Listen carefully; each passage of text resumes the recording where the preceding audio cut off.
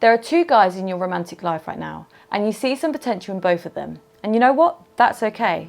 Until you can put an exclusive label on one of those relationships, you're well within your rights to have an interest in both of them. But the fact that you're watching this video tells me that you think it's time to choose between them. It also tells me that you don't have the faintest clue which one to pick. Or perhaps you know deep down, but you can't bring yourself to admit it. Either way, I'm here to help. I've got a load of questions for you to answer that will help you decide one way or the other which guy to choose. But listen, if you think you will struggle to make a decision by yourself, we'd recommend talking your thoughts and feelings through with a relationship expert. They can help you weigh up the pros and cons of each guy, or to get you to listen to your gut feeling. You can find a link to our recommended relationship expert in the description below. With that out of the way, let's get on with these questions. What do they want out of the relationship? What are their intentions? Are they looking for long-term commitment? Have either of them talked about a future of you in it? Even if you haven't had the whole "where is this going" chat with these guys, you should have some idea of what they want out of a relationship. There's no point analysing every aspect of their personality to figure out if either of them is Mr. Right, if one or both of them are only after something casual. Do you want what they want?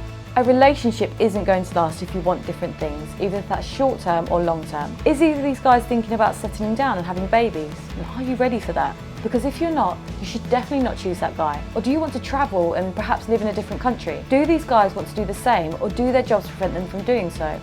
What I'm trying to get at here is, are there any obvious deal breakers with either guy? How do they feel about you?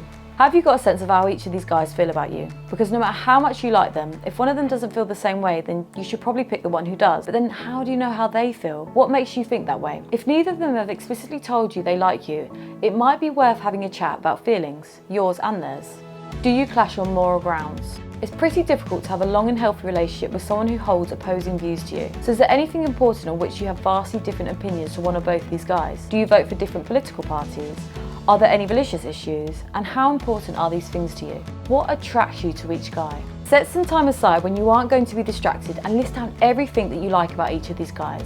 That could include physical things, personality traits, hobbies that you share, or anything else you could think of. Sure, they might have things in common, but they'll also have things that are unique to each of them. Be totally honest about what draws you to each guy. What turns you off about each guy?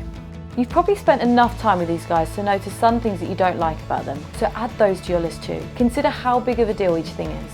You can be happy in spite of some little niggles, but if something really bothers you or worries you, it's not a great sign. How do you feel when you're with them? Do either of these guys you're seeing make you sparkle? Do they push you to be a better person? Do they make you feel sexy? Can you be your true self around them? Of course, if either of them put you down or make you feel less than in any way, then you've got your answer. Do your friends like them?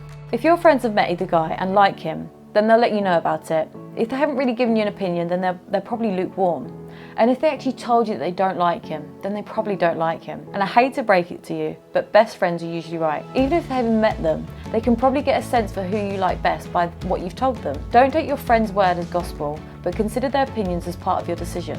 How are things between you sexually? Sexual chemistry isn't everything, but it is important. If you've had sex with one of them or both of them, how did it make you feel? Do you daydream about it? Were you satisfied? Do you read each other well? And even if you haven't got to that stage of either guy, do you feel more sexual tension with one of them than the other? If you took the sex away, who would you pick?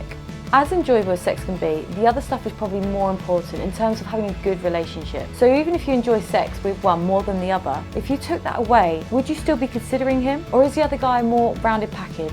Because let me tell you something, good sex alone can't keep two people together. Do they accept your flaws? Which guy knows your flaws and understands that they are part of what makes you, you? And which one rubs up against those flaws and tries to change you into something who better suits them? It's almost impossible to be happy in a relationship if your partner can't accept you for the flawed human being you are. So if one of the guys is trying to force you into being someone you're not, then they're probably not that guy for you. How do they treat you?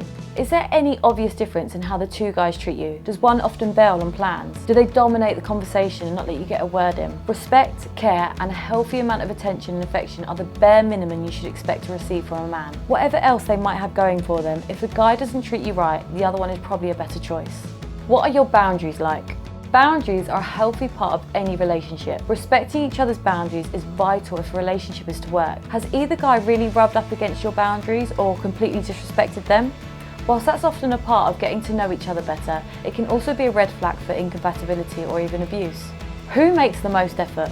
Actions speak louder than words. And when dating, this is often seen in terms of how much effort someone puts in. How do the two guys compare in terms of how much they are trying to woo you? Have they gone that extra mile to do something that they know would mean a lot to you based on what you've told them? The one who is putting in the most effort may well be the one who is most interested in having a relationship with you.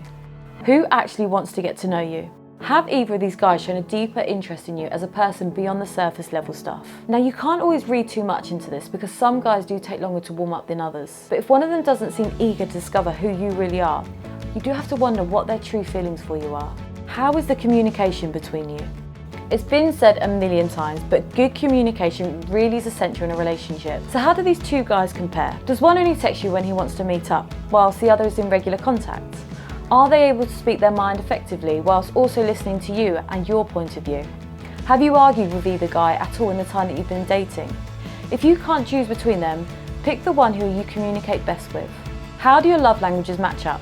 People like to receive and express love in different ways. These are known as person's love languages. If you speak the same love language as a guy, it will make things so much easier because you'll be both feeling loved by the other. But if you speak different love languages, you may find that you feel unloved and unappreciated despite his best efforts. Which one is willing and able to share the load? Believe me, you want to be with someone who will pull their weight in the relationship. If you do all the practical things and more of the emotional labour, you'll end up resenting them. So ask yourself, are they a mama's boy still, or do they lead an independent life of their own? Have either of them made you do most of the organising when it comes to the dates you've been on? Is that because they don't want to do it themselves? What about signs of emotional immaturity? Do you see any in either guy? Even if one guy ticks more boxes than the other, don't accept being in one-sided relationships with them. Deep down, who's the one you really want? You can go round and round in circles over this forever. But if you're honest with yourself, you've probably made a decision deep down. You know in your heart of hearts who you want to choose. Listen to that inner voice. It's nearly always right. But don't ignore the third choice either, that neither guy is right for you. Just because you've gotten to know these two guys doesn't mean you have to pick one. In fact, if you're struggling to choose between them, it might be a sign that neither of them is right for you. Still not sure on which guy to choose? Remember, you don't have to make these decisions alone. Visit the link in the description below and talk things out with a relationship expert to help you make your final choice. And that's all from me today. I hope this video has given you some things to think about and that it will help you make a decision one way or another. If you have any questions or comments, drop them below. And don't forget to like this video, subscribe to our channel and hit the bell button for notifications of our latest uploads. Bye!